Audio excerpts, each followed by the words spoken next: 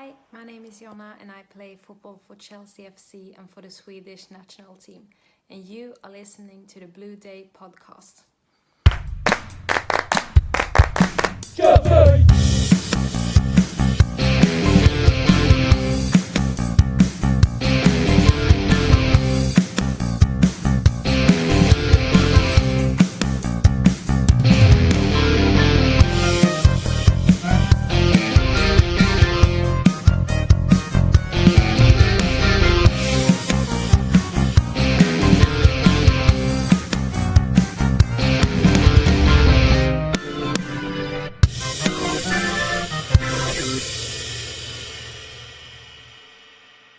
Welcome back, my friends, to the podcast that will never end. We're so glad that you can finally attend. Come inside, come inside. Yes, we are back. This is the Blue Day podcast, and for Chelsea fans everywhere, every day is a blue day, and it's exceptionally blue because we are top of the Premier League today. I am your host, the creator of the podcast, a man with a face for podcasting, and still not feeling 100%, but he'll plod through, Keith Lawrence, and joining me, he is back as well. He's a man who would have loved playing in that weather yesterday in the torrential rain, and he would have given a clump to the incompetent official yesterday. It's Steve Wick. Steve, nice to see you back on the Blue Day podcast. How are we? Yeah, we're fine, Keith. Very pleased with the result yesterday. We needed that. Absolutely. It was a game where it was needed. Probably did help because United failed to win as well, so it would have been nice to have got the 3 points, knowing that Liverpool and Man City are playing today as we are recording, and it's nice to sort of put a marker down. And it was going to be difficult because the last two games that we haven't reviewed, the City result and the Juventus result, the performances were shocking and they weren't good enough. And we'll talk about that sort of later on. But the game yesterday, the 3 points was much needed.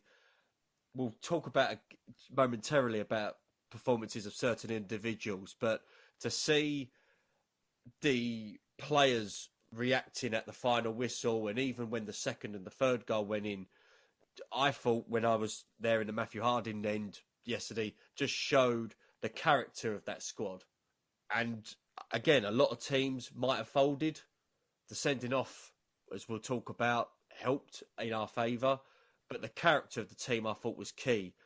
So I didn't know, Steve, if you felt the same way, or if there was anything that maybe you saw in that game that you'd like to mention as well. No, I think it was one of those funny games. You know, Southampton had a very good result at Man City a couple of weeks ago.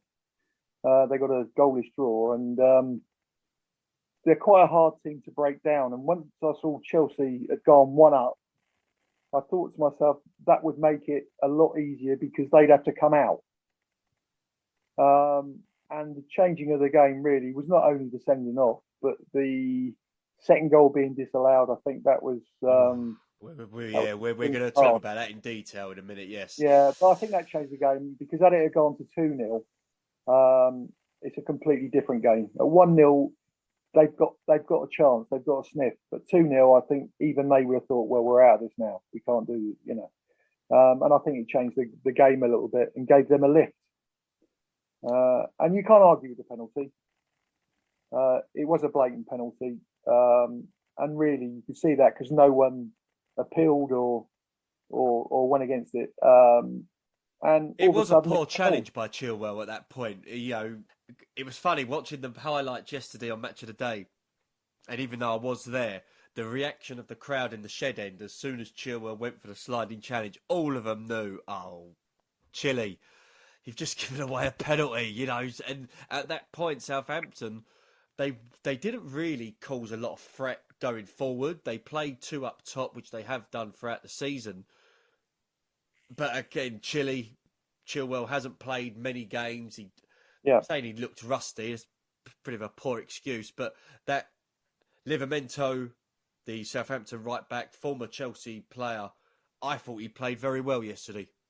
Yeah, I thought he was probably their best player. Actually, I thought he had an outstanding game. But you know something, when you haven't played for such a long time, and Ben didn't even play in the Euros, did he? Not really, no. I think that you're just half a yard off the pace. And I think that showed with the challenge. It was a little bit, and he's not like that, is he? He doesn't give away penalties. He stays on his feet, but he just got caught out, and it just, I think, him being a little bit, rusty. He got outsmarted at that point, and it was just a case of he'll try and do a last ditch challenge, and he just timed it all wrong. But again, as we mentioned, the right back for Southampton, outstanding player, and I'm intrigued to see how he gets on in the next coming years. I believe we might have a buyback option on him, hopefully, because he did show what he's capable of, and he's getting the games, which is important. Yeah. Well, he's every player. Trust me, Keith. Every player that Chelsea sell, they put a buyback clause in that contract, and they have first refusal on the players they sell. And if he looks to me, especially the way that Chelsea play, in a couple of years' time, he might be perfect at right back. He really potentially, could. Yeah. So, no, go on, Steve. Sorry, pardon me. No, it's like Tomori. It's good to see him back in the England squad. But Chelsea will be looking at that. They won't give away players. It's about our young players getting game time and playing at a high level. And Chelsea, again, will have the first buyback clause with him.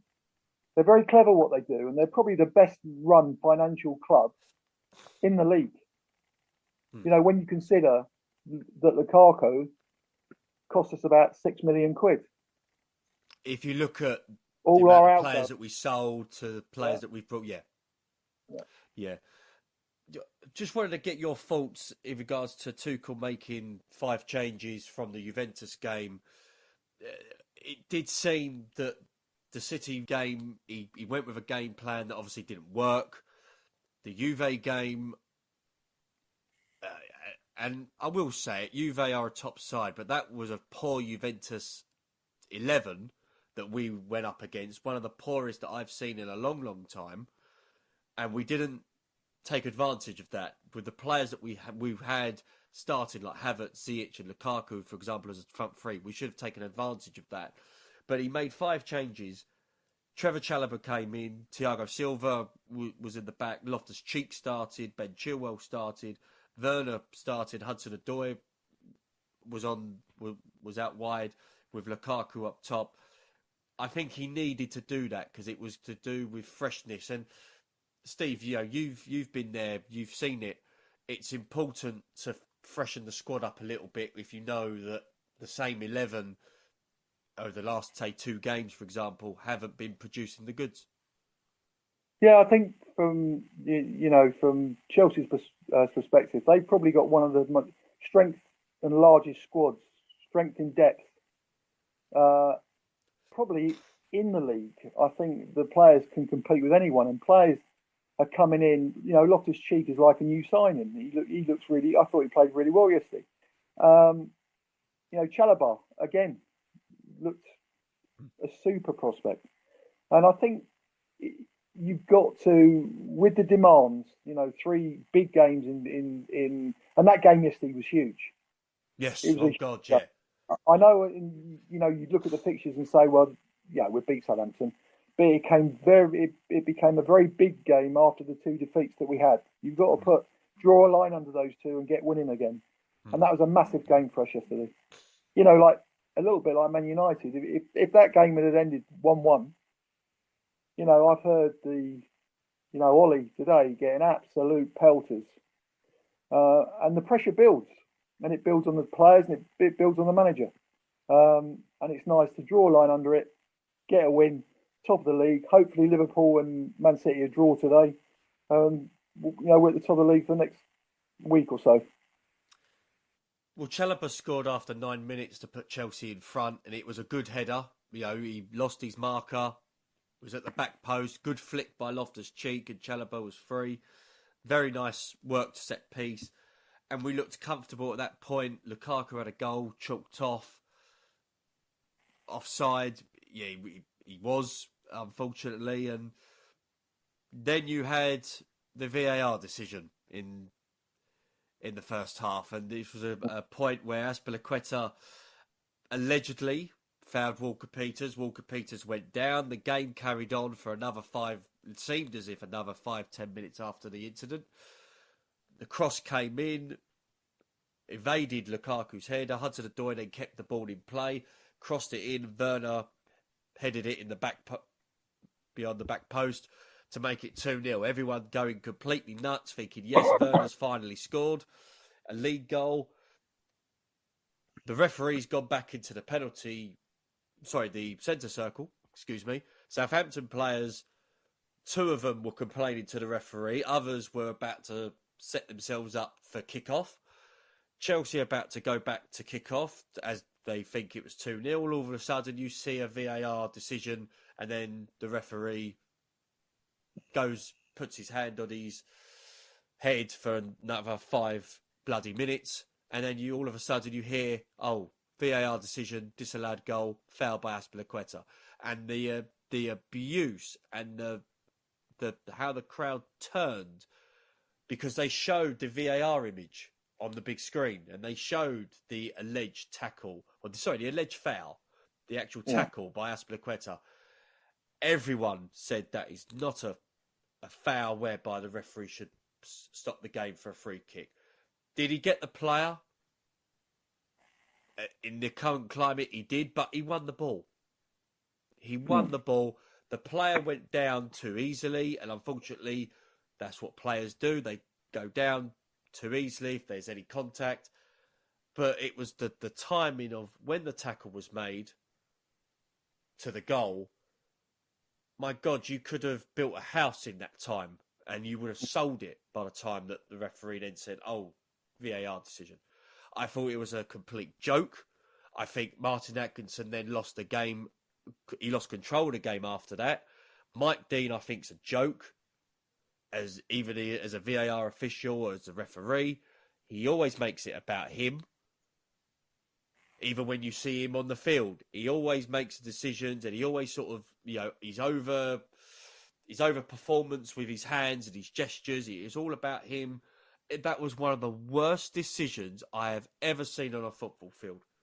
And that, no word of a lie, and I said this last night when I got home to a couple of friends of mine, that could have caused riots at the ground yesterday. Bearing in mind the weather was crap. We weren't playing particularly brilliantly. And, well, the standard of refereeing in this country for years has been poor. But that yesterday was just utter ridiculous. Just utter clueless, mindless idiots that made that decision.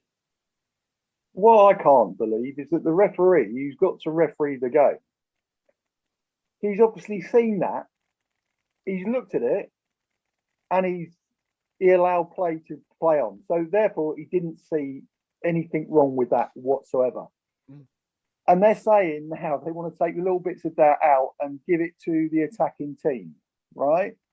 Now, what is the referee doing? He's not doing his job, is he?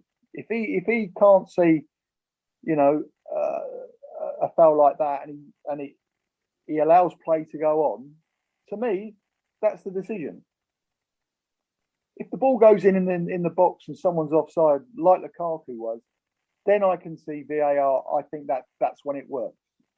But on that, the referee's seen nothing. He's allowed play to go on. Werner must be thinking to himself, when that happened, who is writing my script? Yeah. He must have thought, oh my God, not again. And it was a good header as well. It was a very good header. It weren't like it came off his shin, or it was a very good header. But the game changed, and I think at that moment Southampton saw that opportunity. They got the penalties we mentioned with Chilwell challenge. Ward-Prowse, it was a good penalty. I do like Ward-Prowse as a player. I think he is a good player. Yeah. And then the game turned yet again with the sending off. And I thought we were partly lucky with that because Chelsea at that point were playing poor and we gave the ball away. We were mucking around with it, sort of near our own box. Jorginho tries to release it out wide. He gets caught by Ward-Prowse. And at the time, Now, bearing in mind that was near the shed end, I'm in the Matthew Harding, so I'm right on the other end. Everyone round me saw that was a bad challenge. But again, VAR took so long in making a decision. And when you look at that challenge, I don't know why it took so bloody long in making a decision. It was a straight red. But why take so long in making that decision? Well, I think they're doing the thing, aren't they, where they're making the referee go over to the screen. The pitch side monitor, and he's playing the pitch. They're playing it 3 or 4 times for him to make sure he's got it right, and it's taking too much time. Yeah. The guy at St George's should have said red card. If it's blatant like that, red card. Yeah, that's all he's got to say. Then the red card shown, and then but it is with the referee running over to the screen, watching the thing 4 times, which I think if you got to watch that challenge 4 times, there's something wrong with you anyway. You know, you should be looking at that thinking, oh no, that's a dangerous tackle, that's a red card. But it's got to change because it doesn't work like that in Germany. It doesn't work like that in Italy. It's very, very different. And in the Euros, I thought VAR was good. It was better. But we've gone back to our old ways now, and it's taken 7-8 minutes to make a decision. Yeah. Crazy. Well, to be fair, when the decision was made, and I said to people around me, if the referee doesn't add at least 7 to 8 minutes of injury time because of the time it took for VAR, because of the substitutes and everything, then there's something wrong with the standard of officiating. And yes, we won the game because of late goals by Timo Werner and Ben Chilwell that we'll mention in a minute. But as you say, Steve, the refereeing, and we spoke after the game yesterday as I was travelling back after getting my car from the particular place where it wasn't left when I left it. You said Martin Atkinson is not a great referee, and Mike Dean is not the greatest referee. He thinks he is, but he's not. And you just think that with Anthony Taylor making constant shit decisions week in, week out, you just got to think, with the refereeing in this country, is the game getting better, but the referees are worse, or vice versa? That's something that needs to be looked into, I think. I think, Keith, they talked about professional footballers being, becoming referees. I can't think of anything more absurd in my life because you spend all your time having a go at them. And I wouldn't want to be a referee for all the tea in China. But I do think it's a good idea to have a professional footballer up at St George's who understands the game and has been involved in the game that can look at those types of decisions. Because half these people haven't played the game of football. They've been referees from the age of sort of 15, building themselves to get through the system. And I think the place to bring ex-footballers in is St George's. Let them look at and see what they think. Yeah. And I think that would be something to look at because, all right, they got there in the end. The goal, it was disallowed. I think a bad decision. But to me, if they make that decision, if the referee can't see it in everything is worse when it's slowed down. Yes. When it goes in slow-mo, everything is worse. It looks worse than what it is. Now, he didn't see anything wrong with that, and he allowed play to go on. Shouldn't be a question. That's his decision, and if it's wrong, it's down to the referee. Because referees are going through the thing now where they're being protected. They can't make a mistake. And you can't pick at football through a magnifying glass. You got to let it flow. And if he's let it flow, it should be a goal. The sending off was a sending off. They got there in the end, but you've probably lost 11 minutes doing those two things, which is ridiculous. Rather than us moan constantly about referees, I do want to talk positively about Chelsea. And I did eat me words at the time when Tuchel made the substitution. Loftus-Cheek came off for Ross Barkley in the 83rd minute. Before that, Kovacic came off for Jorginho, which I thought was a good move because I thought Kovacic was losing the game a little bit in midfield. I thought him and Loftus-Cheek were looking tired. Hudson-Odoi came off for Mount on the 65th minute. Hudson-Odoi, I like him. I want him to succeed. He doesn't get many chances. I thought he did okay in patches in the first half. Second half, didn't even turn up for me. Lukaku, again, another game where whether or not his expectation and how he started for Chelsea, whether that's played a part, I don't know. But by the end of the game, he had a shot that hit the post. But when it mattered, when the score was tied, or if we were looking to try and win the game, Lukaku's performance wasn't brilliant. But Mount came on in the 65th minute, and what a difference. Now, I've said all week that we are not a one-man team. We shouldn't be over-reliant on Mount. Why are Chelsea fans saying that if Mount don't play, then Chelsea don't play? We have got hundreds of millions pound worth of talent in that squad without Mason Mount, because Mason Mount was for nothing. He came from the academy. Why are we over-reliant on Mount?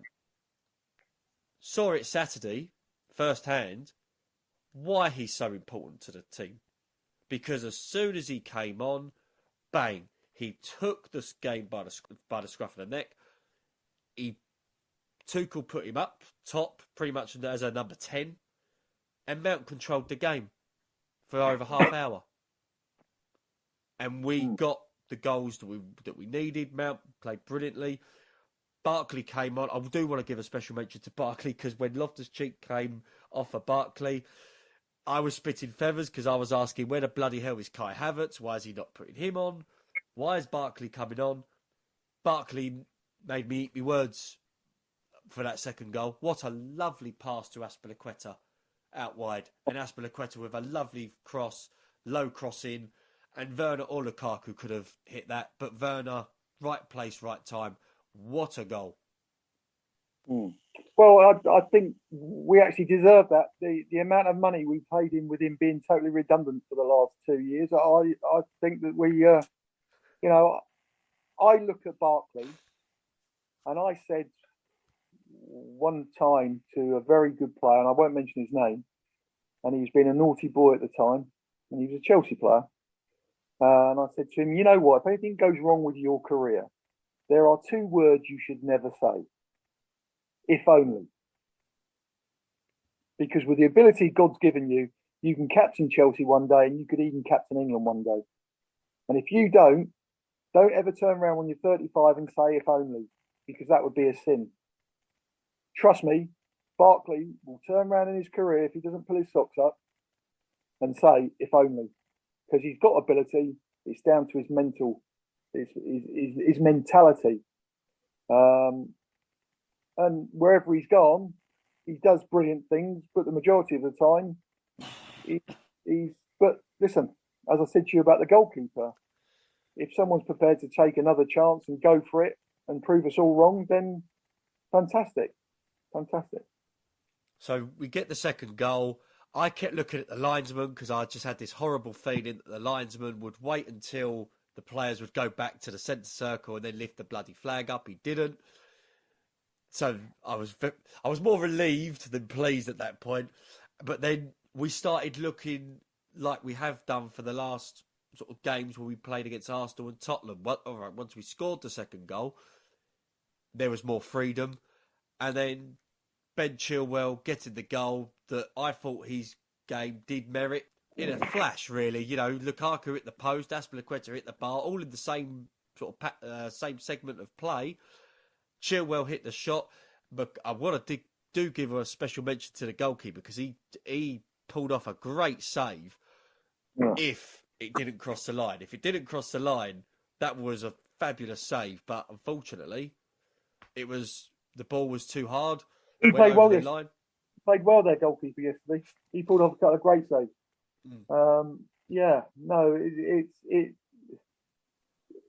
It's good to end a game like that. It's good. Yes. The game like that, and with Mason Mount, I think the big problem you've got with him is finding where his best position is, and I think his best position is in that 10 role. I think he affects the game so much more in that 10 role. Yeah. But then you've got Havertz, you've got other people that can play that, but I think he's the best at that. And I think it's important, because England have played him in about 3 or 4 different positions. I'd actually like to see him in the advanced player alongside a holding player in the middle of the field, because I think he could influence the game even more. Or play him up top as a 10 off Lukaku. But I think with Mason, the big problem he's got now is people are playing him in all different positions. England are playing him wide. England, and I think he's got as I said, sometimes it's not a good thing for you as an individual to keep being played in 3 or 4 different positions. If you can concentrate on one. Well, the same thing happened to Joe Cole in his career. Was West Ham, he was a centre mid. Chelsea's brought him in. They played him more as a winger. I don't recall ever Jose playing him as in the centre midfield role. But then for England, he played as a winger / number 10, and he was one that sort of had a varied positions. He was a great player to watch, but he didn't sort of settle down and have that one position where it was his for keeps. And I'm just wondering if that same could happen with Mason Mount. But what a talent. Certainly a future Chelsea captain. I don't think anyone can suggest differently to that. I mean, Well, he's been brought up properly, hasn't he? And his values. And, we spoke about the 2 ends of the spectrum are Ross Barkley and Mason Mount. And I think that says it all. Mason is where he is because he's maximising his ability with a mental strength way above his age. And he's mature for his age. And you won't see stupid things in the newspapers about him. No, you won't. Absolutely he'll be not. He'll be one of these people that will be, we talked about him captaining Chelsea. I think he captain England as well. I really do. I really do. Well, that was the game yesterday with Chelsea-Southampton. As we said, it was a game that was much needed. Great win. Special mention to Clive Wilson, who got the score right. He did put 3-1 down, so fair play to him for that. I just want to quickly, Steve, just run over the fixtures for October, because September was a bit of a hard month for Chelsea, and the fact that we lost twice against City and Juventus, but bearing in mind who else we played and who we now have to play in the league, the next games we've got Brentford away, Malmo in Europe, Norwich at home, Southampton again in the League Cup, and Newcastle away on the 30th of October. So, on paper, I hate this term, but on paper, all winnable games. Yeah. But football's not played on paper, and as we've seen in other results, that anything could happen. But with the squad that we've got, with the way Tuchel's got the team structured and how we have set up and how we look, I can't see us dropping too many points or having too many bumps in the road on those fixtures for this month of October. No, I agree, Peter. I think that looks good.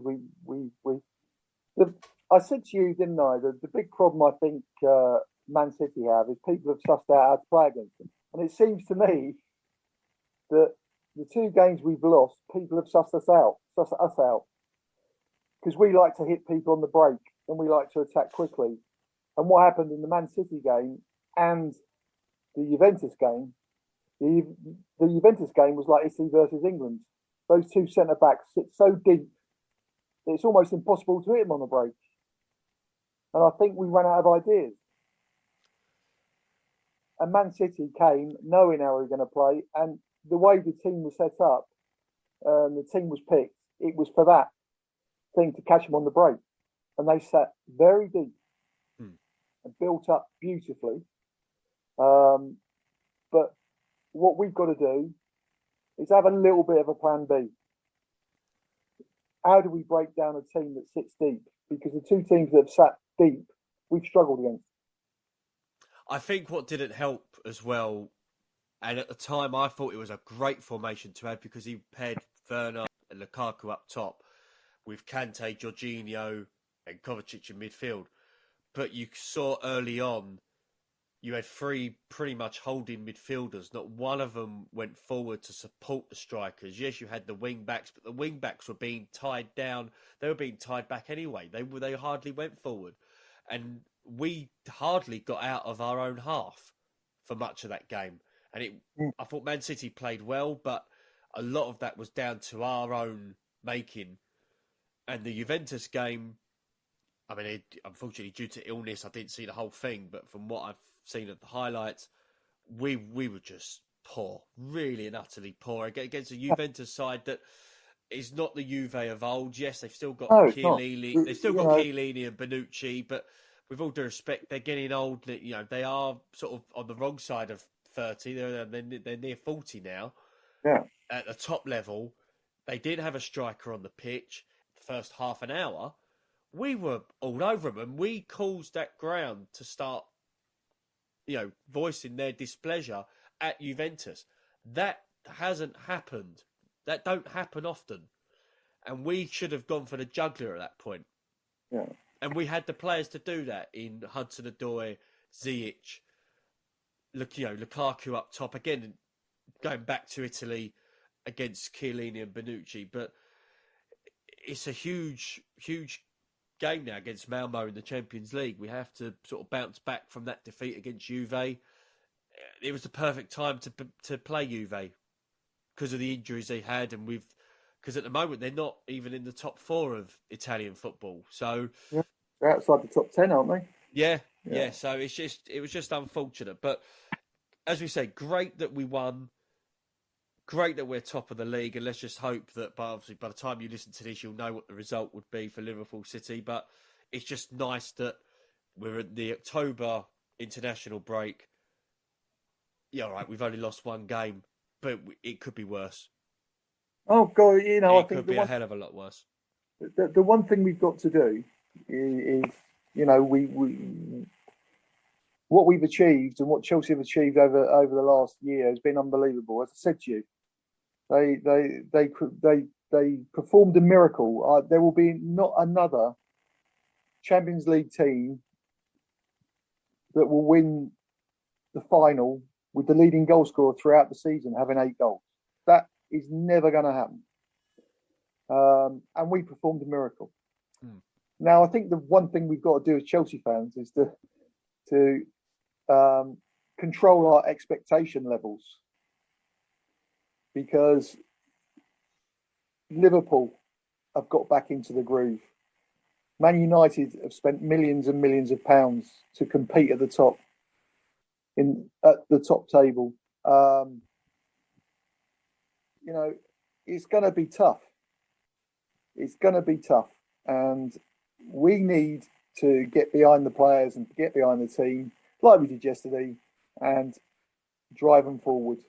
And I think we'll be fine. I think we'll do really well this season. But you're going to have bumps in the road. It's not going to be plain sailing. It's going to be a tough old year, because Man City and Liverpool and Man United, they want to win things. And it's going to be tough. Well, again, we'll see how it goes with Chelsea, but great for the lads. Loftus-Cheek seems to be a new signing. I know you've mentioned it to me off air before about how well Loftus-Cheek has done, and he does seem to be a new signing. It gives another headache to Tuchel. So, as you say, we'll see, and it's nice that we relax during the international break, whereas a lot of teams in the Premier League, they're either going to look to sack their managers, or they're going to already look at the January transfer window thinking, who do I need to bring in and whatnot, and where am I going to get my first win? Because there's a few teams that still ain't got their first wins. But, Steve, I want to end the show today on a little bit of a segment that we did before you came on the podcast that I did that was I thought was interesting, and it gave a bit of a look to Chelsea's history. It was called On This Day. And I mentioned it to you before we started recording about I wanted to talk about a particular Chelsea game that happened on this particular day in October. But unfortunately, there was no game that you was involved in that Chelsea played on this day. So I asked you to pick a particular game that you wanted to talk about. And the first one, I think it only took you 3 seconds to say it, but you said Chelsea-Liverpool FA Cup. Yeah, so we had a look about it, and it was the 1977-78 season in the FA Cup third round. Chelsea 4, Liverpool 2 at Stamford Bridge. The attendance, 45,449.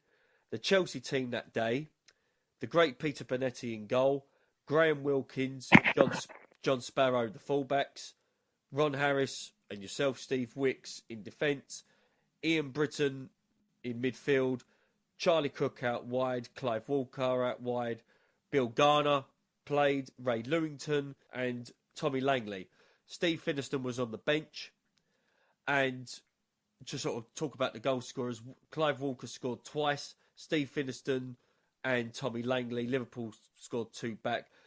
One little bit of note, Joey Jones, who did play for Chelsea in the past, he was in the Liverpool side as well, and it did feature people like certain players like Kenny Dalglish and Alan Hansen. But Steve, you wanted to talk about this game.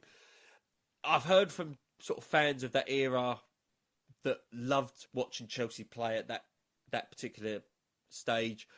They do remember this game well. From a player's point of view, and we have spoken to John Sparrow about this game, what was it about beating Liverpool at that time that really cemented Chelsea? In regards to the game itself, in regards to the FA Cup, because it was deemed a shock, wasn't it? Because Chelsea was certainly not the team they are now. They weren't back then. What sort of memories do you have of that particular game, Steve? And have you got any sort of stories that you could tell of the build up, what it was like the week of the game itself? What was it that you wanted to sort of mention special about this game? Well, I think it's youth, really. I think what happened. We used to go in the boot room on a Monday morning and listen to the FA Cup draw. And when it came out, Chelsea, we thought great at home, and then Liverpool came out, and they were European champions at the time. And I remember a few of the experienced players saying, "Well, that's it for another year." Then, and it was quite funny listening to them. For the young players, the boys of the team were excited about it. We knew we'd have a full house or near enough a full house. I'd like to see if there was a little bit more than 45,000 there. I'll tell you, there wasn't any room for anything. So I think that's the biggest thing I'll question. But it was the fact that no one gave us a chance, and it was the fact that we sometimes youth doesn't fear anything, and they embrace it rather than fear it because they've never been there before. And what made things worse, our captain Ray Wilkins got injured about a couple of weeks before the game, and he was ruled out straight away. Mickey Droy was ruled out with a groin injury, I think, and Gary Stanley was also injured. So we lost 3 very, very good players. But there was something about the whole day. There was something. My uncle Phil used to go to the games all the time. He said, "Do you know what?" He said, "I got this feeling I'm going to put 20 quid on this." And he couldn't. He came back from the betting office over the road, and he got 10-1. Wow! On a 2-horse race. But it was one of those days where we played and beat Liverpool with pace. Clive Walker, I don't think Joey Jones played another game for Liverpool. I think it was his last game for Liverpool. Clive Walker, Tommy Langley, Ray Lewington that day was absolutely superb. Ian Britton was as usual. He was a little terrier in there, bless him. And we played the best football, and we tore them apart. We actually tore them apart. They didn't know, and you could see them arguing with each other.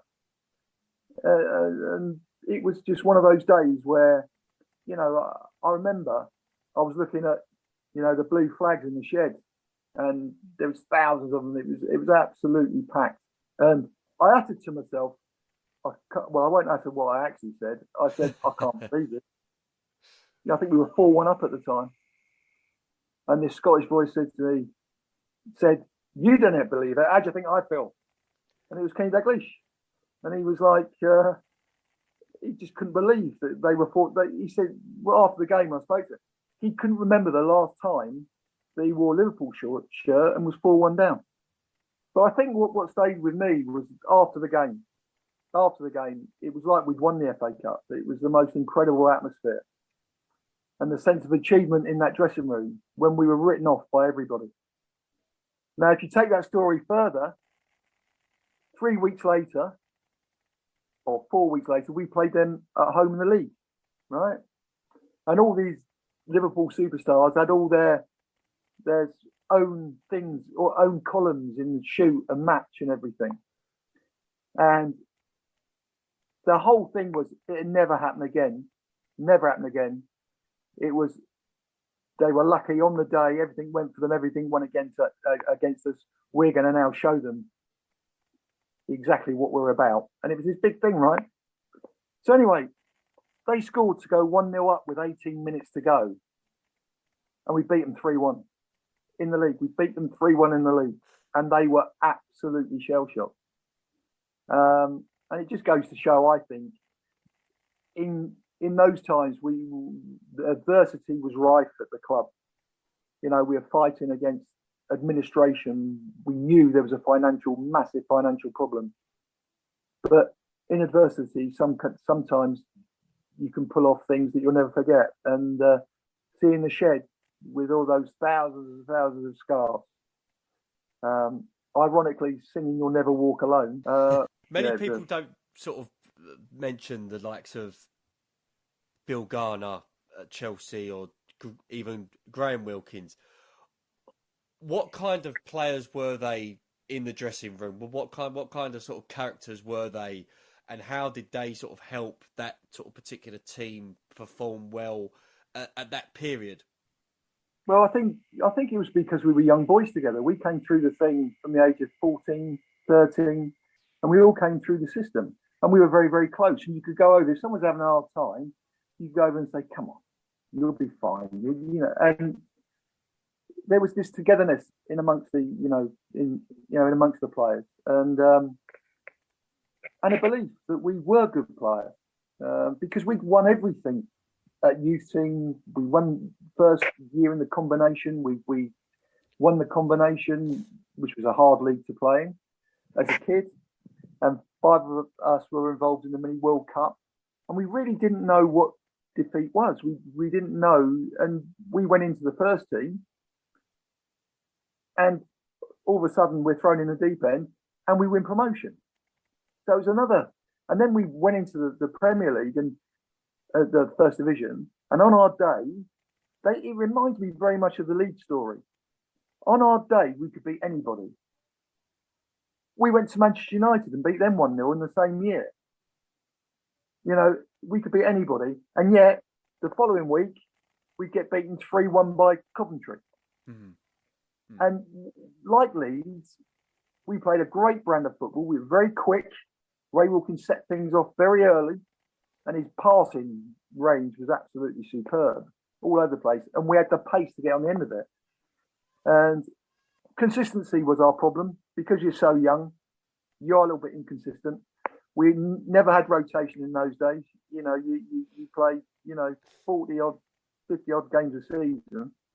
And the physical demands in the First Division from the Second Division was extremely so much higher. The pace that the games were played. And I think we finished about 11th that year, which was very good for for our first season. But it did remind me of the Leeds story where that inconsistency, and had Chelsea had the money to have added 3 or 4 players, or even 3 players, experienced good players. You know, we even lost David Hay. He had a detached retina, and David couldn't play it, and he was a big. He was one of the older players that was such a big influence to all of us. He led by example, and he was a great man, as tough as nails, as hard as nails. And we lost him as well through injury, which was a real blow. But if Chelsea had a little bit of money and they added to that team, then I honestly think that team could have gone a long way. Steve Fiddleston came off the bench and scored. Of course, he was at Chelsea at the time for quite some time. What kind of striker was he for those that didn't perhaps see him live? He was unbelievable. He was a predator. He'd come out of nowhere, and his foot would be on the end of so many things. He had a funny style, Steve. He playing at centre back, looking behind him. He didn't strike a ball that well. You look at it and you think to yourself, my God, he used to pass the ball into the net quite a lot. Where when he was through, he used to pick his spot and pass it into the net. But if that ball was in the 6-yard box, he was on the end of it. He put it in, and he was a great lad. He'd salute every time he scored. He used to go running around singing 69, 69, and that was our bonus if we won a game. 69 fish, and he used to sing that as he used to sort of run away. He's great lad, absolutely great lad. Worked his socks off, scored a lot of goals for Chelsea. And always came up with important goals as well. Very important goals. Just a couple of questions on this. Would you say, looking back on this result against Liverpool, at the time, as you say, were European champions, they were at that period where they were dominant in English football as well. Would you say this was the best FA Cup victory you had as a player? Yeah, I would think so. Without doubt. I think when you look at the quality of their side, and you look, every single player in that team was an international and an experienced international. They'd won the league, I think, by something like 11 points, and that was when it was 2 points to win. That they were an outstanding team. Hansen, everywhere you looked, Hughes, Clement. They had great players everywhere, and it was just one of those days, and we all have it where it either goes wrong or everything goes for you, and everything we tried came off. And and we were missing on that day probably 4 or 5 of our most influential. Kenny Swain didn't play; he was having a great season. We had a real injury problem, and we dug deep. But the likes of Ray Lewington, he went head to head with Seaman that day, and he never bottled one tackle. He was the most incredible. He never got the praise that he deserved at Chelsea, Ray Lou. He was a superb player. And Graham Wilkins as well. We talked about Graham. And the fact that he was Ray's brother, I think, put extra pressure on him as a person. But when Graham played well, he was a very, very good player. And again, he'd keep going to the end. He would never, he got a little bit of stick from the Chelsea fans sometimes. But trust me, if you're going into war, you'd have him by the side of you. So that was the On This Day segment that we've done in the past on this podcast, and I think we will continue to do, because it is a fascinating sort of thing to look at when it comes to certain events that happened in your career, and in fact Chelsea's history, and we will come back to this at a later date. But just a little bit of news. Obviously, we are a week late in our schedule, so this is coming out this week. The week commencing the 4th of October. This will come out. We will be back next week with another episode. We are hoping to do a player interview this month. I'm at the moment talking to a few players who played for Chelsea in the 70s, 80s and 90s. Hopefully we will announce something very, very soon in regards to player interviews, because I know we haven't done one for a while. And of course, if you're missing listening to player interviews, you can listen to us on YouTube. You can find all our interviews on YouTube. You can find all our interviews on iTunes, Spotify. We're even looking to try and get on Amazon Music as well. So hopefully that will be a nice touch as well. So you can catch up with our interviews as well. Find us on Facebook at the Blue Day Podcast as well. Find us on Instagram at the Blue Day Podcast. We are on Twitter. that my good friend is sorting out the Twitter handle, and he is hopefully going to catch up with a few more tweets here and there. So find us on anywhere you can find your favourite podcast at the Blue Day Podcast. It is hopefully going to be one that we're going to be doing on a weekly basis again. Obviously, our schedules have been a little bit on the busier side. Of course, you've had some stuff to deal with. I've unfortunately been ill and still am. So this week wasn't sort of too brilliant to do, but hopefully we'll be back on the horse and cart very soon, doing it on a weekly basis again, Steve. Yeah, absolutely. We both had a testing week. We certainly have. I have been Keith Lawrence. He has been Steve Wicks. Stay safe and carefree. Carefree!